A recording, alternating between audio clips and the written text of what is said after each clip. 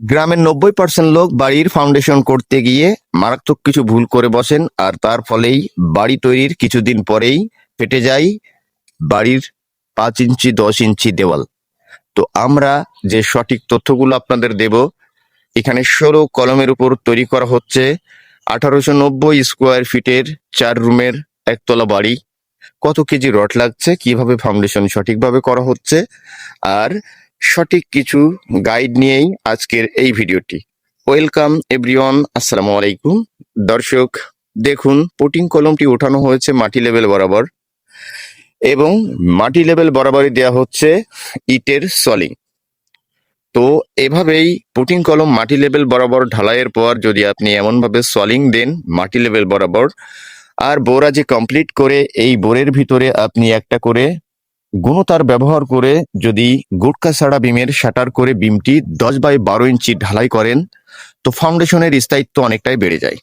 আর এই জায়গাতেই 100% লোক ভুল করে, তাই কিছু টাকা খরচ বাঁচানোর জন্য এমনভাবে বিম না করে বাড়ির ভিটা লেভেলে বিম ঢালাই করেন, আর সেই বিম এর নিচ থেকে 5 ইঞ্চি দেওয়ালগুলো ভেঙে ফেটে যায় বাড়ি তৈরির কিছুদিন পরেই। তাই সঠিক কাজ আর নিখুঁত পরিকল্পনায় বাড়ির কাজ করার সবাই চেষ্টা করবেন, আর তা না হলে টাকার মানে টাকা খরচ হবে, বাড়ির কাজ পারফেক্ট হবে না। আমাদের এই 2 তলা ফাউন্ডেশনের মোট 16 কলম দিয়ে বাড়িটার এতটা কাজের জন্য এখন পর্যন্ত রডের প্রয়োজন পড়েছে 1184 কেজি। অতএব কিছু কলমে 4 পিস রড আর কিছু কলমে 6 পিস রড। তো এখানে রড লাগছে আমাদের 64 কেজি, আর এখানে রড লাগছে আমাদের 80 কেজি। তো এই মোট 64 কেজি 80 কেজি রড অ্যাডজাস্ট করলে এভারেজ আমরা 74 কেজি করে প্রত্যেকটি কলমে রড ধরছি। তো সেই ক্ষেত্রে এই 16 কলমের স্ট্রাকচারের এতটা কাজের জন্য আমাদের রডের প্রয়োজন পড়েছে মাত্র 1184 কেজি।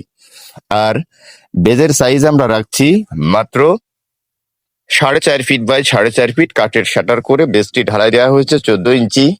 তো এই প্রজেক্টটা আমাদের চলছে মুংলাপোর্ট। তো ভবনটার যে কাজগুলো করা হচ্ছে খুবই নিখুঁতভাবে। বাড়ির ফাউন্ডেশন করার সময় এমনভাবেই মোট কাজগুলো করার চেষ্টা করবেন, আর 2 টাকা বেশি দিয়ে হলেও সবসময় একজন দক্ষ মিস্ত্রি দিয়ে বাড়ির কাজ করবেন। আর নিখুঁত কাজ করতে হলে অবশ্যই আপনাকে ইঞ্জিনিয়ার প্ল্যানে বাড়ির নির্মাণাধীন কাজগুলো করতে হবে।